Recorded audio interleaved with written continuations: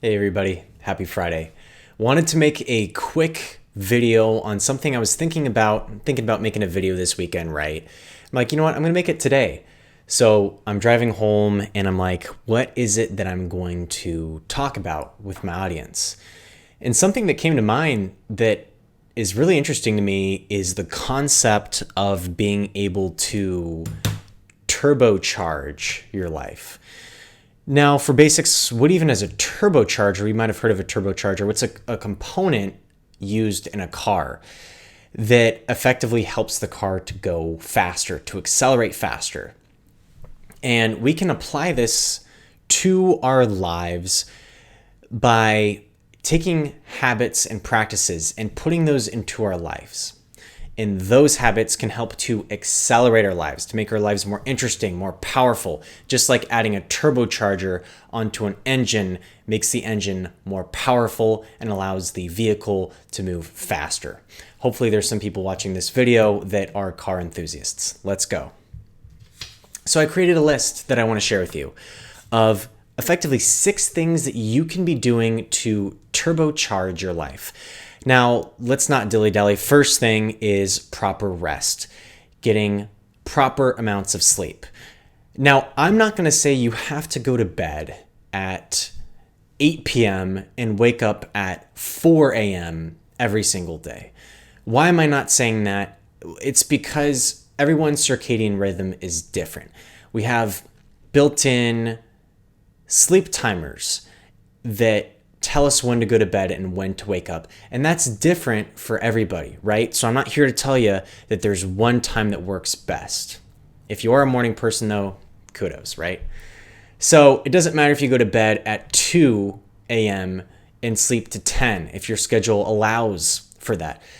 Aim for 8 hours of sleep, really 7 to 9 hours of consistent sleep a night. That's the biggest thing that I've noticed is having more consistent sleep.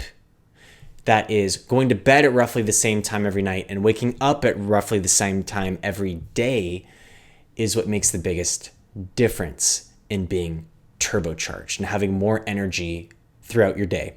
The second thing is exercise.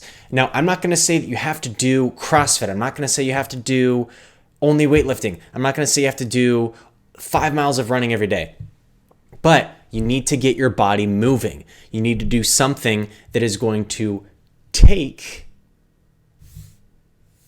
energy at first, but in the long term is going to give you energy. And that is exercise in a nutshell. This helps to turbocharge your life because by practicing exercising, you're making yourself healthier, you're making your brain work more effectively, you're allowing your body to be more nimble, and you're turbocharging your body and mind by exercising. Make sure you do it. It's going to improve your quality of life more than anything, which is more important than anything. But it's also going to help you to turbocharge your life. Number 3 is proper diet. Again, I'm not going to say you have to eat a ketogenic diet. You have to eat a paleo diet. You have to eat vegan, vegetarian, whatever. I'm going to suggest to you that you do the best you can to cut out the processed foods. The things that, regardless of your dietary beliefs, are hard to deny are unhealthy, like things with a ton of artificial flavors, artificial colors. Try to cut back on the Flamin' Hot Cheetos.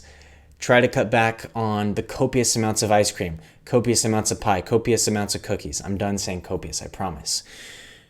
Eliminate the things that are objectively bad in your diet. Allow yourself some wiggle room to enjoy food and to celebrate every once in a while, to reward yourself. But the more you can cut back on those processed and very artificial foods, the healthier that you're going to feel, the better you're going to perform, the less you're going to get those sugar spikes and sugar crashes. And that's going to turbocharge your life. Now, number 4 is a solid support group.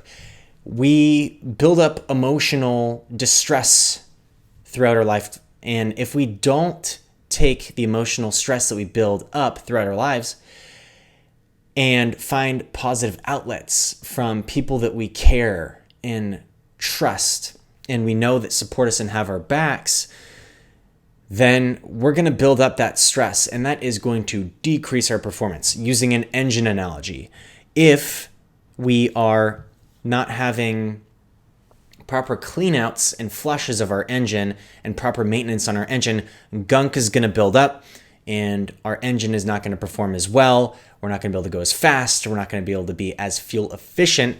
And the same is true in your life. Have a solid support group. It's what is going to allow you to turbocharge your life. Number 5 is eliminate stress. Stress is also like taking engine gunk and putting it into your motor and expecting it to run as well. Now, stress plays a vital role because if we have just an optimal level of stress, an ideal amount, a small amount in our lives that pushes us to do things we don't want to do, that's great. But chronic, intensive stress over a long period of time, chronic, right?